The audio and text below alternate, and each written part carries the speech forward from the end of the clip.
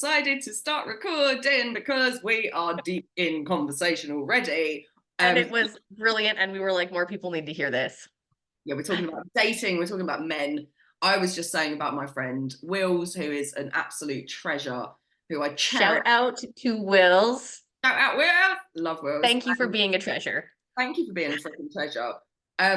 So one of the issues that I struggle with is like when somebody is when a man, for me, when a man is being wonderful and taking initiative and just being a beautiful soul, I feel the overwhelming urge to express extreme gratitude when it's like, where the frick is the bar? Like, do you know what I mean? We go back to gratitude.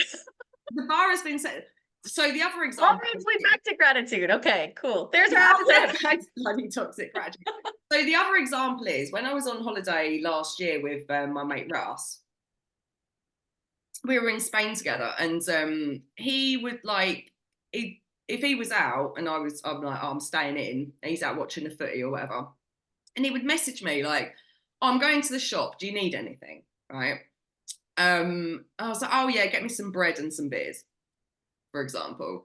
And then he would come back, give me the bread and the beers that I'd asked for. And I'm like, whereabouts are you? And he's walked half an hour from where he is to, from the shop to come to then drop off to me to then walk back for half an hour to go and carry on about his day. And I'm like, what's happening? That. I know. And then the other thing was when he wouldn't let me wheel my own suitcase. So he had a backpack, I had a backpack as well. But I had like a little like leopard print wheelie suitcase as well. And he's like, let me take that. I'll take that, Lou.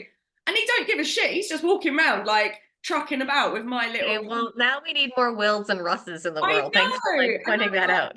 I really tried hard not to be like overly thankful. I was just like, oh, that's so sweet of you. Thank you. And that was it. But I did say to him maybe a week or so after we got home, I was just like, honestly, like, you're wonderful for doing that. And for me, it's sad that the bar is so low. I told his mum how great he was. And then when I said to my mate, but that's the point, right? How fucking sad is it that the bar is that low? I know. And then honestly, this is going to prove my point here. So then I said to, my mate Si, who I've been friends with, is Russ's twin. Who I've been friends with, both of them since we were like 14, so a long time. I was just like, oh, Russ was so like cute and really chivalrous, and it was just being a gent, he was being a gent. And then Simon was like, are you saying I'm not? Competition. Okay, so like let's break this down, because like we have this huge first of all, for years, and it hasn't gone away. Toxic masculinity is a buzzword, but not everybody shits on toxic masculinity as they should, but they also don't understand what healthy masculinity is either. And I think that's the fucking problem. Yeah. And there's so many things out there right now. It's like, what do women want? What do women want? Women don't even know what we want. We fucking know what we want. We don't want to be in charge all the time. We don't want to be in control all the time. We don't want to have to do all the plans and all the things all the time. We don't have to manage all of the decision making. We don't, one of my mate Andy, who used to live with me, I'm name dropping left, right, and I hope nobody listens to this. So my mate Andy, who used to live with me, a couple of years older than me, lovely bloke. But when we lived together, this was when we moved into this house. It's a shared house. He was not lodging with me. We were sharing a house, right? And I'd be like, you might want to pick up the Hoover at some point, and do a bit of vacuuming. He's like, well, you've only got to ask. Why? Why have I got to ask? It needs doing. Why don't you take the freaking initiative and the responsibility to get it done, because it needs doing? Why is it always me? Why do I have to ask? I don't want to have to ask. It's not me that's in charge of how clean the house is. It's my duty, my responsibility to, I don't know, plan a frigging schedule for us. Like, see something, do something about it. Like, do you get what I'm saying? And it's the most infuriating thing in the world. And I am a single woman with no children. And it's like an absolute disaster from my perspective. So I cannot imagine what it must be like if you are married or in a relationship and you have children together, right? That's what I'm getting at. and you have to assume all responsibility all of the time. Like my mum told me that years ago, she said to me that she doesn't enjoy eating, right? We love, you know, my family, we love our food. And she's like, I just don't enjoy my meals because I've got to think about them, I've got to plan it, I've got to cook it, I've got to do this, I've got to worry about you, worry about them, worry.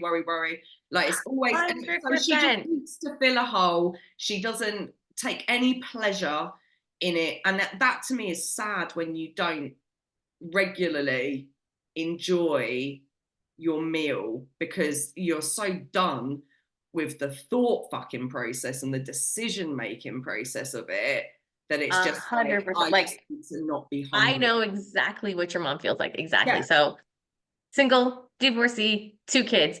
And, you know, some people ask me about getting out and dating again. And I'm like, what's the fucking point? To have another person to care for? Because that's a lot of what my marriage was like. I was the one that did all the planning.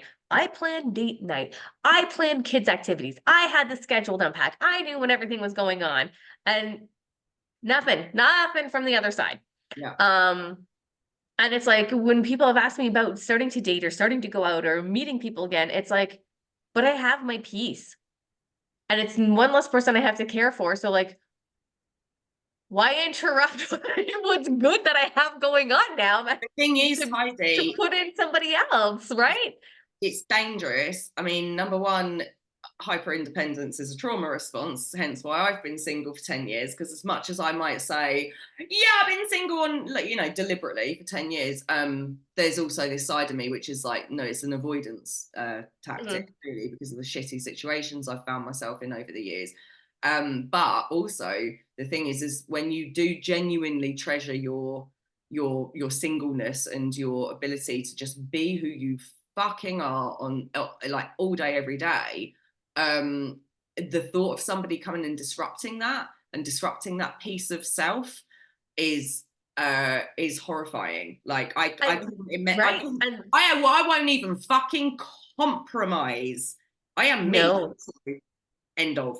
You fit no, and right so many now. people, like you go out there and you watch the dating game. Like if you're a people watcher, you can go out to any restaurant on a weekend evening and just people watch, and you'll be able to tell which are on a date, and you'll see the woman compromising herself to fit into Like, this ideal that she thinks the man wants. And it's like, why? making a Why? sacrifice. That's toxic femininity. And we'll get into that too. Where I think we have slated episodes for like toxic masculinity, toxic femininity. And it blows my mind that not enough people know how to treat the other with respect, right? Like we talk about what do women want? We want to be led. We don't want to have to do the mental load and all the work and the end, right? Also, do you know what do women want? I mean, I don't know. Perhaps we should start treating women as individual people as opposed to a blanket fucking thing where Exactly. what you want and what I want are totally different. So if a guy, you know, said, "Oh, what? Listen, I'm going to talk about Russ again here." He's like, "Yeah, but women, blah blah blah," and I'm like, and I will say to him, "You're wrong," and he's like, "I'm not because women," and I'm like, "How can you tell me, a woman?" that I'm incorrect. Like, Because of all these fuck. assumptions, right? Because of the people Ask her. at times. So in his experience, so I don't make sweeping statements all men, right? Because it's not all men. I do say all men, but you know there are caveats, right? And I know everybody is individual. That's just, you know, obvious. That's, well, obviously obvious. But yeah, no, I do. And the worst one happened when we were out a couple of weeks back, and this guy who Russ is mates with is just a very unpleasant man and quite like deliberately intimidating. And he was just it, like at one point he stood, I was in the middle of a conversation and he stood in front of me with his back to me and his back was almost touching my face, and I sort of prodded him and I was like, "Excuse me, you've literally just like inserted yourself, you know, you're being really rude." And he turned around and it was like the red mist descended over him, and I was actually like, in a way, I was kind of like, I was frightened, but also I wasn't, because, you know, I'm surrounded by people that care about me and that wouldn't have it for one freaking second kind of thing. but I knew I could see it in his face. Do you know what I mean? I was like, he's a nasty Yeah. human being. And then in the car on the way back, I was like, honestly, this guy, you know, blah, blah, blah. And Russ went, well, sometimes women do take things personally. And I was like, and as I was about to, I was like, took that massive breath in to unfucking leash, right? Yeah. And Yeah. the two guys that were in the car were like, nah, Russ, his fucking body language, mate. Nah, Russ, she's right, because the guy's a fucking cunt. Like, and I was like, oh, so, and that was not a familiar situation for me to be kind of stood up for before having to risk being deemed insane or sensitive or whatever, because I'm standing up for saying, no, this guy literally, I knew what he was trying to do. He was trying to intimidate me and it wasn't cool. The guy's a prick. But the other two were just like, nah, mate, like blah, blah, blah. And just shut him down. And I was just like, I mean, he was fucked. So to be fair, he was so drunk, like, he don't remember it. So it's fine. But I was just like, you need to listen to your female friends who are telling you this stuff, because it will make you a better person. When you start listening to people's lived experiences, then we stop this stereotyping and we start to really truly gain a deeper understanding. Because I think when men say, what do women want? They're just saying, what do I have to give you in order to fuck you? They don't give a shit. 100%. 100%. I mean, like, people are like, I can't believe, I think it might have been my ex that said to me, I don't know why there's such thing. People can go on about chivalry because it was a whole knight's code and there are no knights anymore. And I'm just like, but it was like a code of conduct and like a code of honor of like treating people with respect that had nothing. This is Yes. the thing. Listen, if I'm walking through a door and people are behind me, I hold the door open for whoever is coming next. I don't, Yes. and as a woman, I don't expect to be held in any more esteem than anyone else. I just think that manners are, treating people with respect and consideration is just, I mean, that's hot. That's hot for me. Yeah. If you're like really cool, like my friend Wills, who I was out with last night. So you know me, I flirt with everybody, male, female, don't give a shit, like anything in between, right? If I see you, I flirt with you, right? That's how it is. So we were flirting with That's this how we became friends. right? This poor waitress last night. I mean, mate, she was amazing. And so I was having a little laugh and joke with her, like I'm like, oh yeah, sort of thing. Because it's never a come on, it's just like it's just a bit of fun, isn't it? And Yeah. Wills was so just lovely, and it's just the please and thank you, and the the way of asking for things from people. I always think that you can get the measure of somebody from how they treat service staff as well. There's no like, yeah, I'll get this. It's like, oh, I don't suppose you've got this. Oh yeah, that'd be lovely. Oh, actually, would you recommend anything? Like, it's a human being, have a freaking conversation. I'm sitting there thinking, listen, I'm not allowed to fancy Wills because he's way too young for me and we've known each other for far too long. But if he was a man who I hadn't have known for several years, and I was just out on a random date with him, I think I'd have jumped on him in that moment, because he was just so polite. I sounds really stupid, but it was polite and I think that's what we're getting at, right? I mean, it's both sides, but it's like polite and respectful. People out there are trying to play this, they're trying to date like it's some sort of fucking game, and it's like, it's not a fucking game. You're human. Treat people like humans. Like, there's nothing to me. Lou, what gets you off? You know what? There is nothing sexier than like fucking healthy masculinity, manners, and fucking clever conversation. Yeah, and the ability to make decisions without coercion. The other thing, like I was saying about Wills before we started recording, like he's like, right, okay, so we haven't seen each other for a bit, and last week he's like, when should we hang out? Are you free Thursday evening? Okay, cool. I'll pick you up at 6:30. We only went to Pizza Express. Like, we're not like going out on like, fancy dates or anything. And he's like, okay, blah, blah, blah. And it's just like bish, bash, bosh, it's done. He was telling me about, so I don't want to give too much away because it's his personal life, but this previous relationship that he'd had. And I was like, so you know, tell me what went wrong, or like how did it all kind of come to a close. And he was like, well, you know, so I arranged for us to go to the Natural History Museum for a sleepover. And I was like, fuck off. My heart at this point is like, what? That's the energy we want. And he was like, so they did all this stuff and blah, blah, and I was like, oh, shut the front door. You I was like, so you slept with all the dinosaur bones. I went all like gooey about it. Because I was like, you, without her prior knowledge, decided to take her on a rare, actually, these are rare occurrences, sleepover at the Natural History Museum. And I was just like, I do not know why these bitches are not snapping you up, because like, and I don't want to use the frickin' cliche. You're gonna have to, you know what?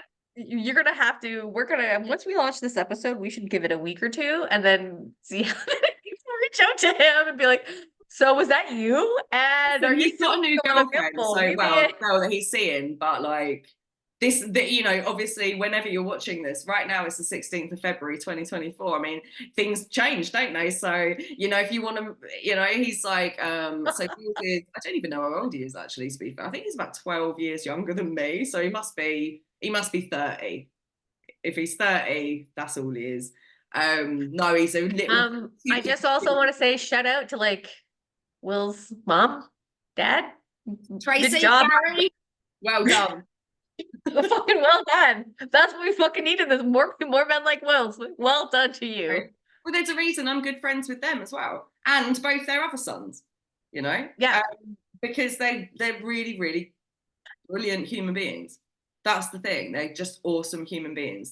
They're wicked sweet human beings. And going back to what we were saying, and also shout out Russ, shout out Si. big up the twins.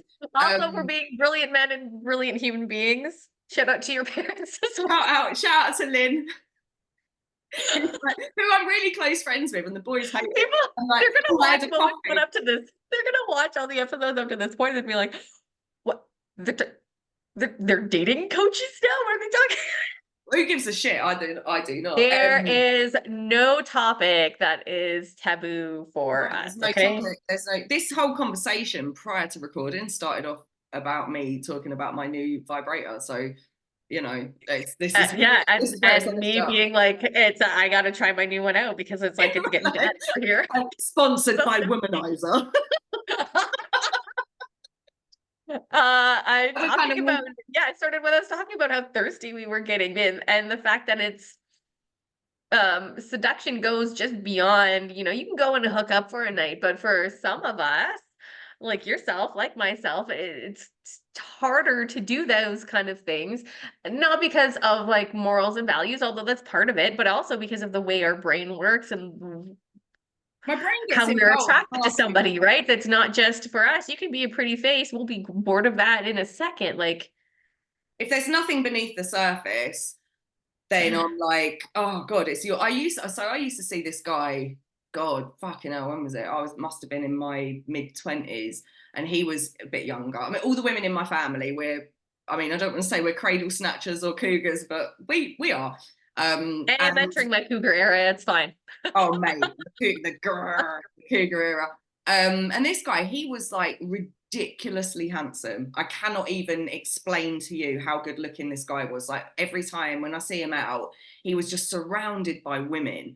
All, you know, all the lovely, gorgeous, skinny blondes with big old tits and everything else. And I was just like, wow. But he always gravitated towards me. And it's because he found me fascinating because I've got a brain, right? Fair play. But I just couldn't, like, I really liked him as a person. He was a real sweet soul, but he was thick as shit. And I was just like, I just couldn't. Well, that's exactly it. That's why we're sitting here, thirsty bitches, because we can't. Also, the other thing is, it starts outside the bedroom, right? It doesn't, and by outside the bedroom, I don't just mean with foreplay or flirtation. I mean, you sit across the fucking table from me and you start dropping knowledge on me and you start making me think, and I'm like, oh, now I'm thinking.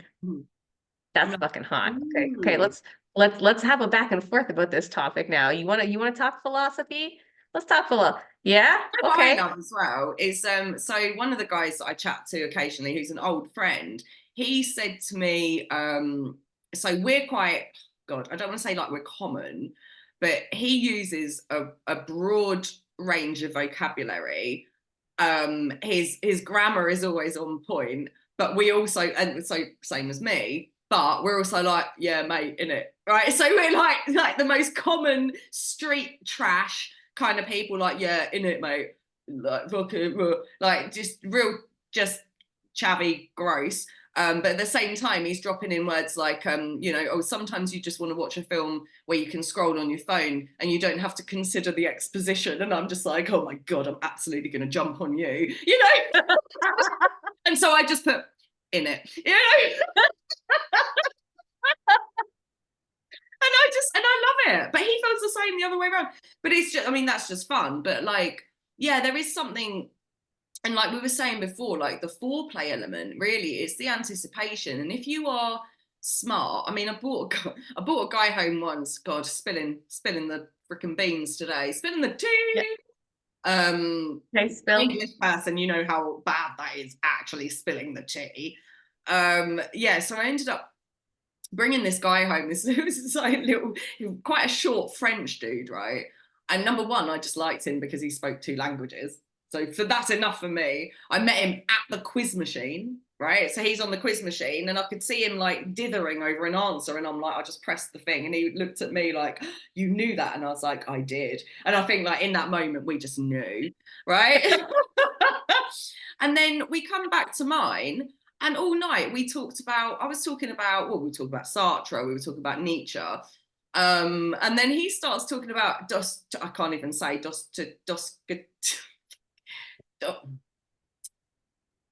that one. And then Kierkegaard, right? And I was just like, how am I having a real philosophy conversation with somebody? And he was looking at my books, and he was just like, Hume, like this. And I was just like, oh wow, I'm getting judged on my choices in philosophy. This is amazing. And I was like, so would you call yourself more of an existentialist or more like a nihilist, And I was like fangirling over the fact that he was able to even understand that fucking question. It was like, and yes, and so things went swimmingly well. We were not destined to be, but the point is like I immediately was like horned up by, I've never used that phrase before, I don't know where that came from, horned up. Yeah, I was like absolutely just, let's say, ready in the lady department as soon as we started talking. Yeah. Things. Yeah. And I will say, Not me. for me, as far as that goes, for me, it's like I'm less book smart and more street smart from observing and just watching. Yeah. Because like I'll just go to the mall and sit on a bench and pretend I'm reading, but I'm watching everybody. I'm like, what is your behavior saying about you? Do you do the thing where you cut like eye holes out of a newspaper? Yeah, totally. Or like I'll go to a coffee shop and I'll do the same thing where it's like I'll bring a book and I'll pretend I'm reading, but you'll see if you watch me, my pages aren't actually turning because I'm looking down, but I'm like looking around. So mine is less, like book knowledge, like a manual. Although I have read Kant. That's creepy, and that is creepy behavior.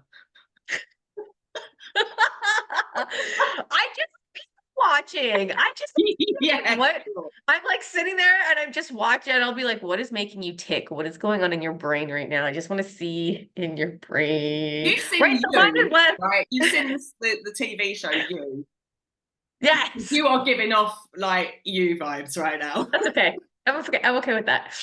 I'm okay with that. There's a reason I love true crime. It's because I want to know what makes I'm obsessed with behavior, right? Like why are you acting that way? Why is this your thing? Why do you have this tick? I Yeah. have behavior. Me too. So mine is less book knowledge and mine is more like lived experience.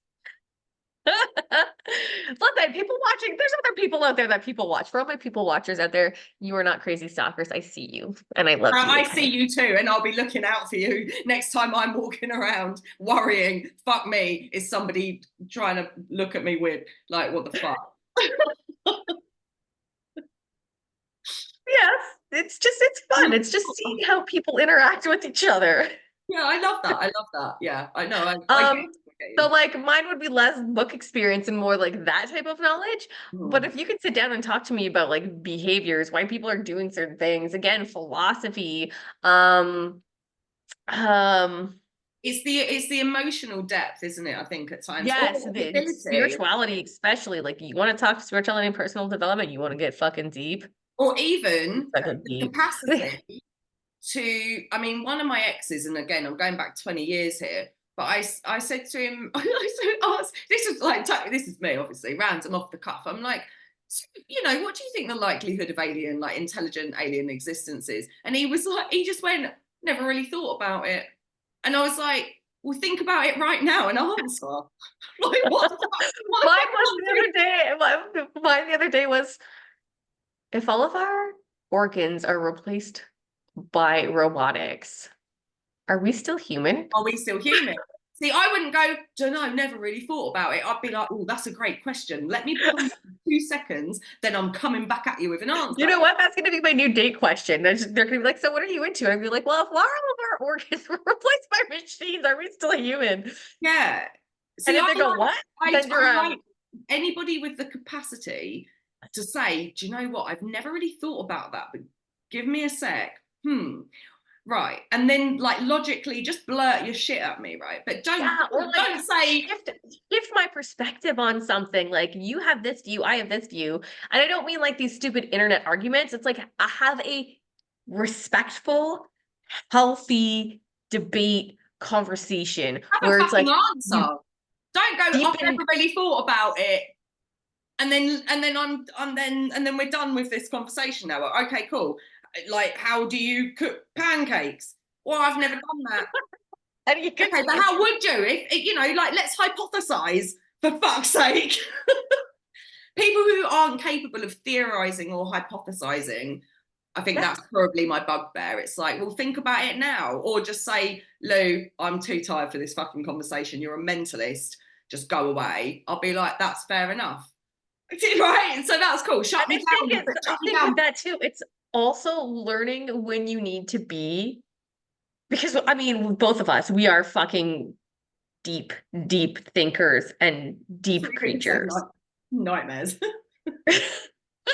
I take that too. Nightmares, maybe we're nightmares where we are constantly in that depth. Yeah. Um, and knowing that you can sit in that depth and that darkness, but also knowing there's times when you can be like in it, like you, and you can just be like that one word just to be like, we need some levity to Yeah. whatever it is. I mean, the deepest conversation I've had today was with a friend who told me he bought a new toilet seat today. And I was like, oh, that's actually, I really need to know where that came from, because I asked for one for my birthday from my parents and I didn't get one. And my one's really annoying. It's the bane of my life. I have to keep like adjusting the attachments every 2 days. We're literally having a whole conversation about toilet seats. Like, I can do shallow if need be, but yeah, we do move in the deeper waters most of the time, and I know that can be quite on a serious note, that can be quite exhausting for some people, and that's fine.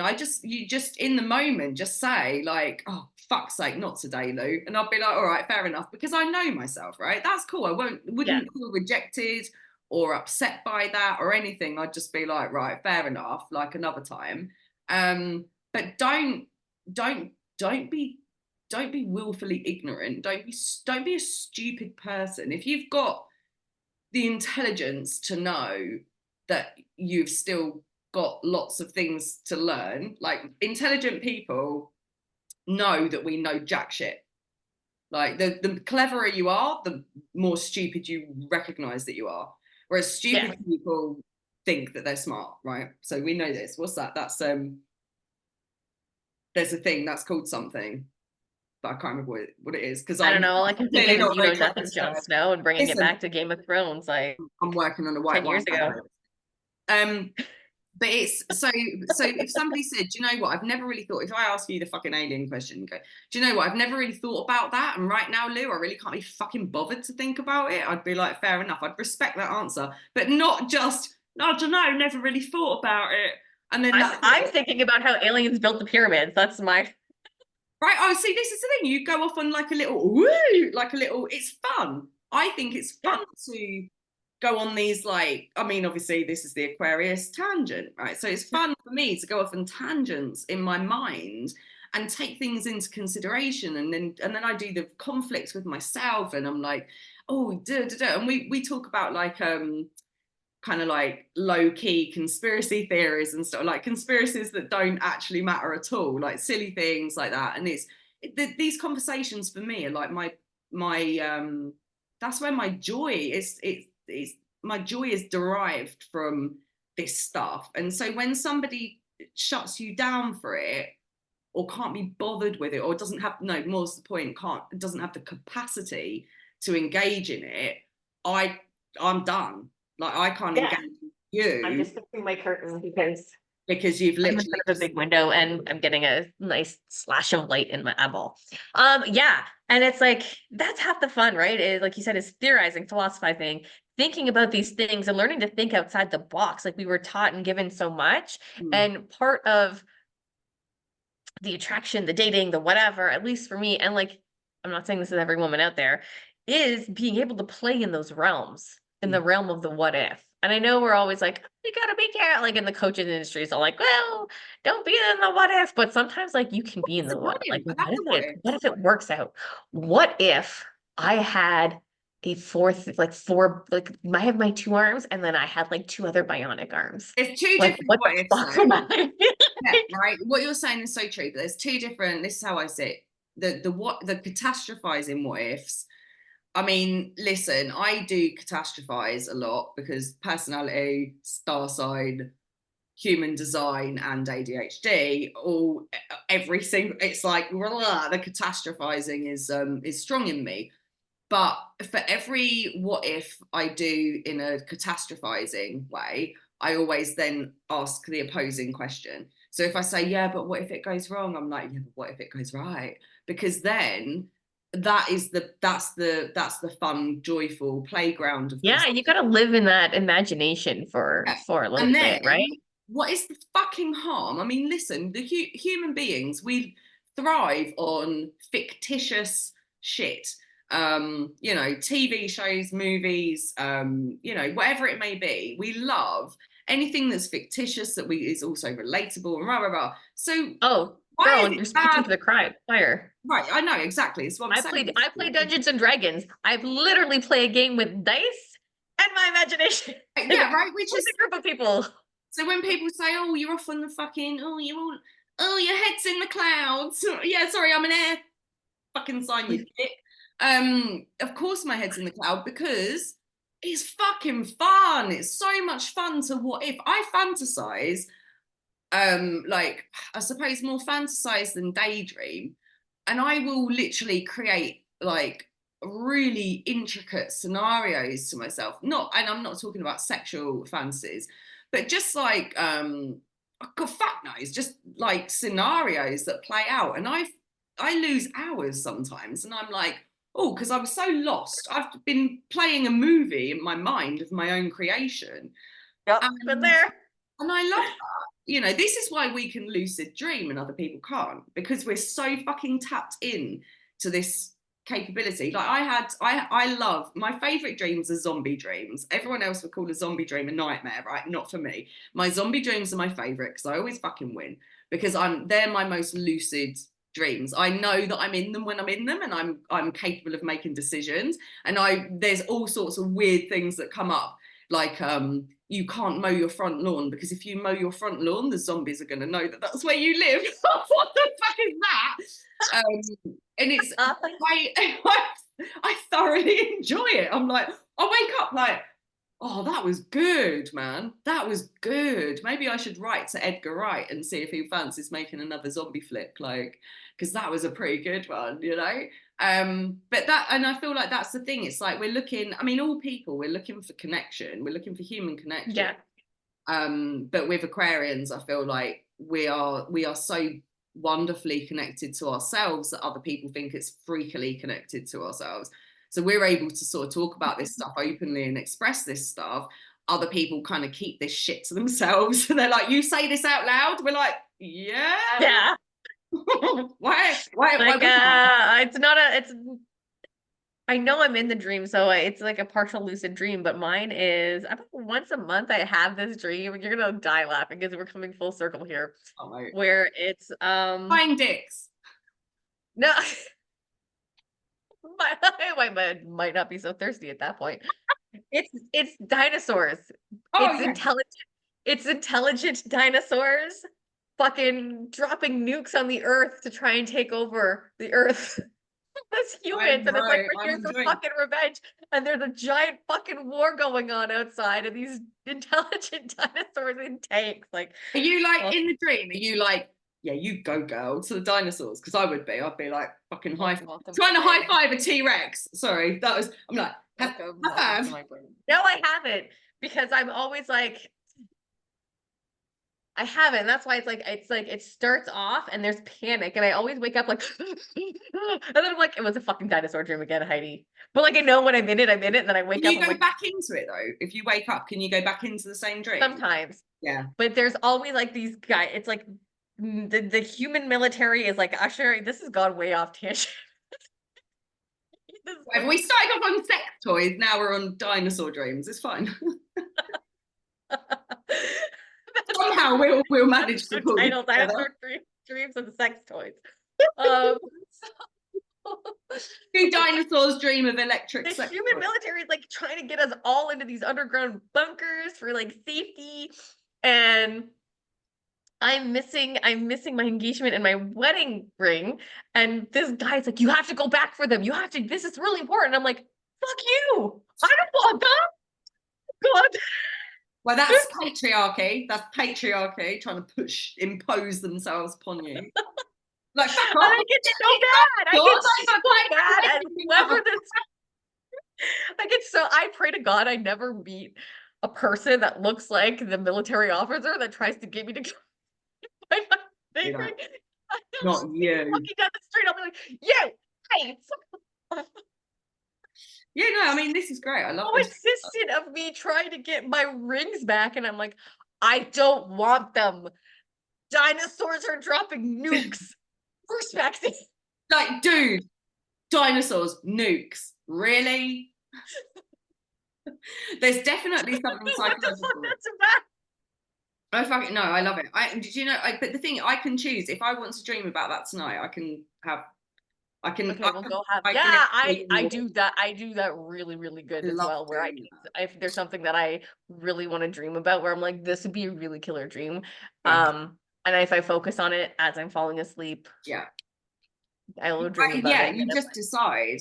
I started doing that when I was quite young. I think I was probably about maybe 7 or 8 years old when I realized that I was able to do that and able to lucid dream without trying.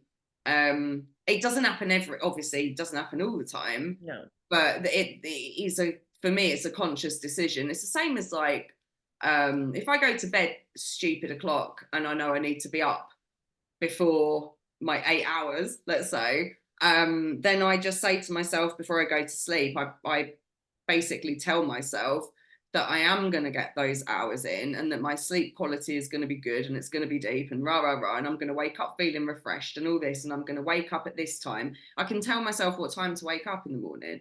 And it's like, when you have that connection with yourself, yeah, it's freaky to other people. They think that you're like, I don't know, like biohacking or something. But it's like, no, you're like, we're all capable of it. You just have to fucking recognize it. Like, just stop being sick about it. Just fucking get it done.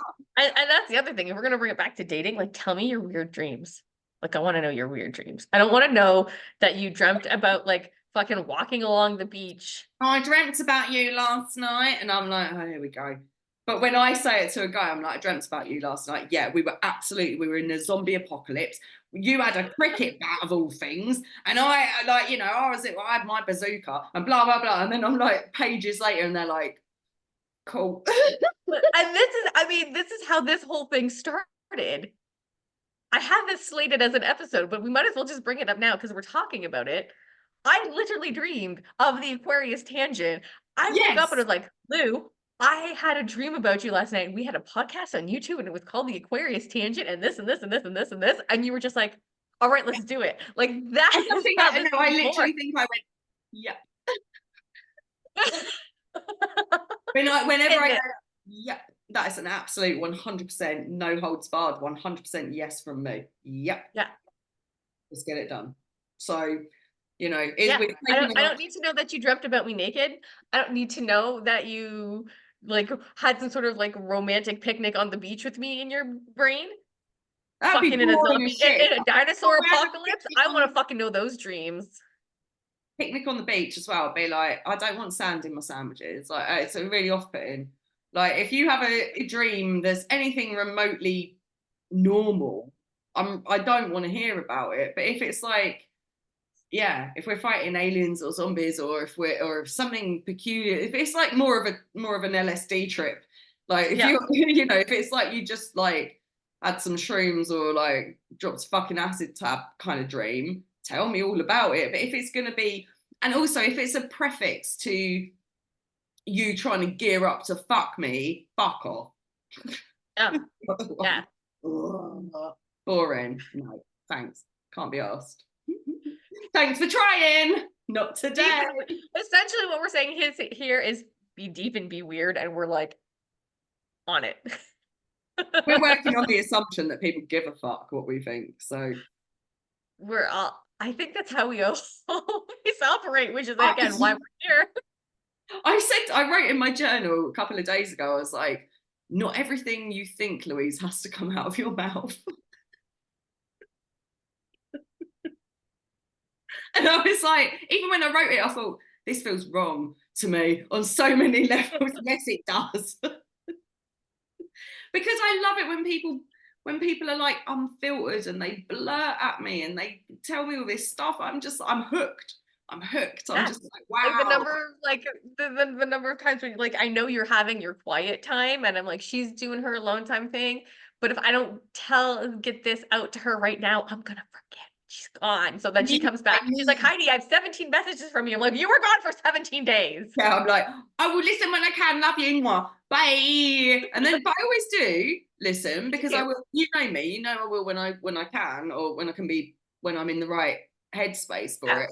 But like, yeah, there's nothing more beautiful to me than people just living in their momentary stream of consciousness. Like, I love it so much when people, and when you can see it in people's eyes when they start to forget themselves, they start to lose themselves because they're just so in the zone. Or they start to, yeah, they I'm like, lose. I would say they wouldn't lose themselves. I'd say they find themselves and they're losing all the yeah, pretense. they lose their self-consciousness, let's say. Yeah, and they I just, love that. oh, favorite It's so moment. beautiful. It's like, It wow, is. where's this person been fucking hiding? Like, I want more of you.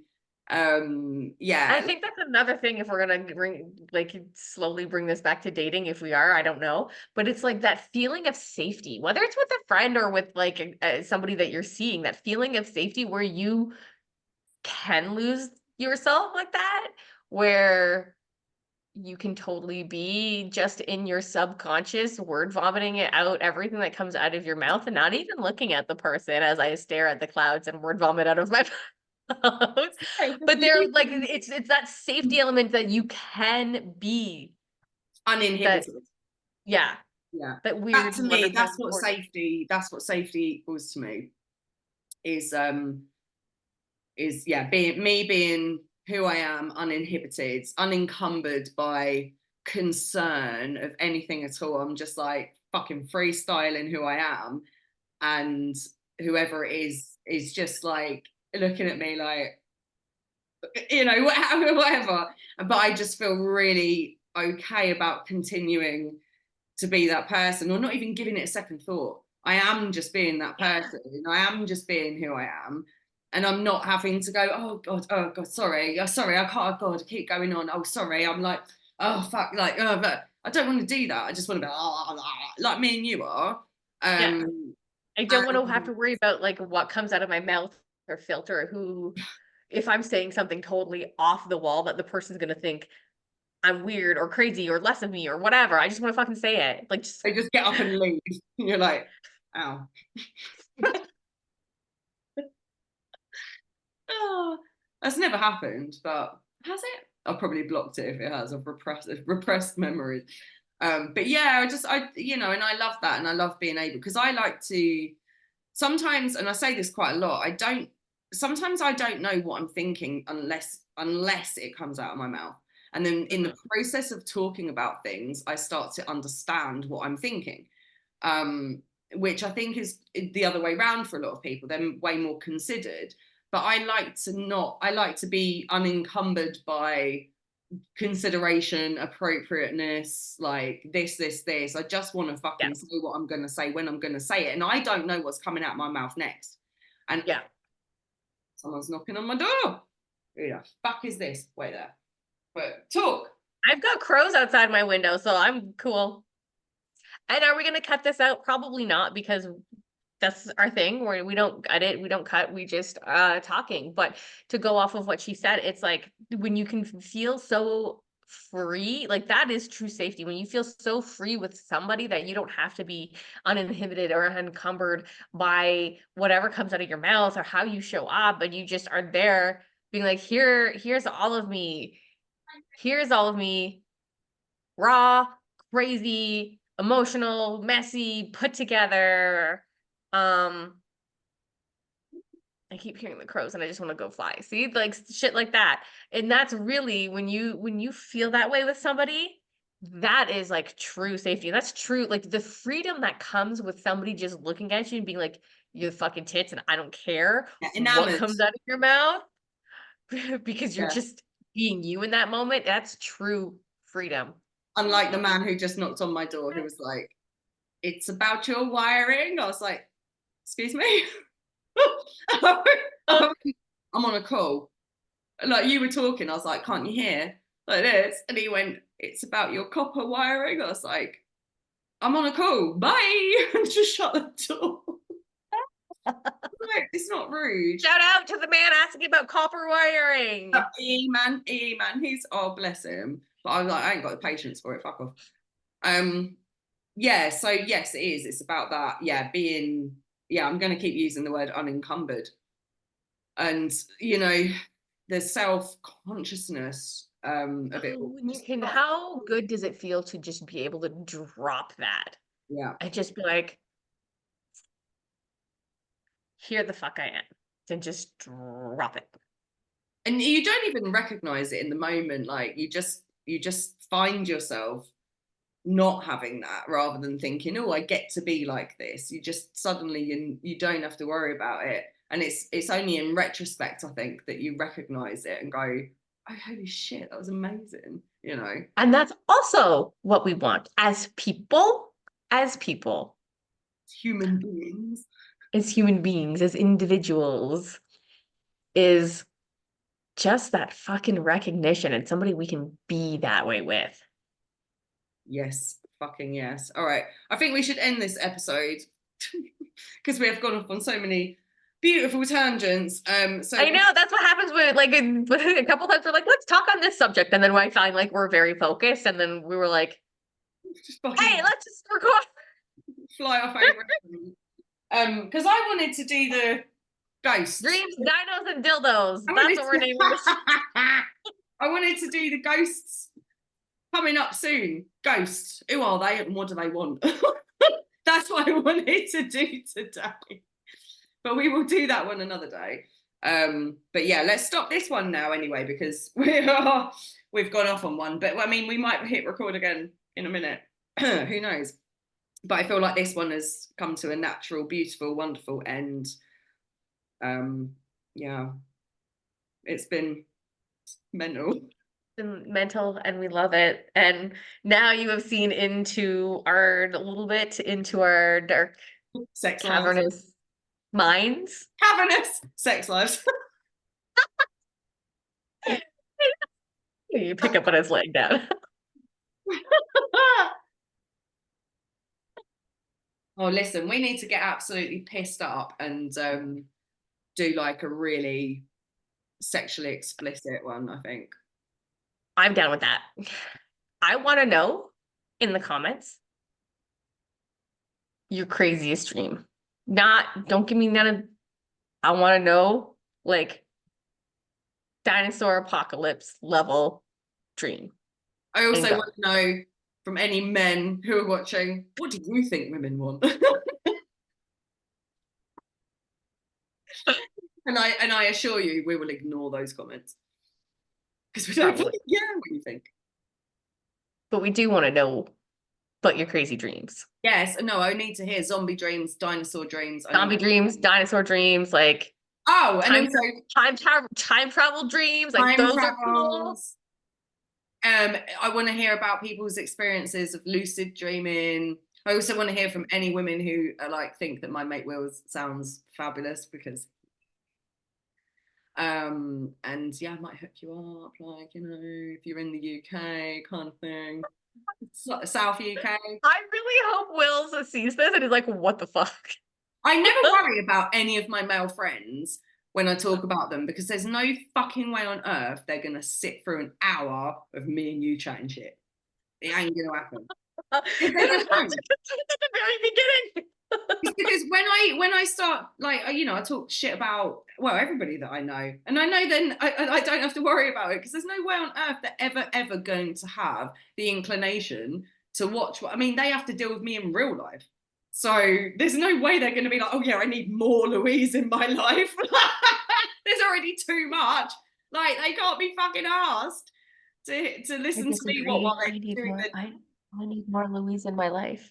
I need more Louise in my life. I need more Louise in my life. I'll come to the UK. I'll go to the coffee shop with the paper.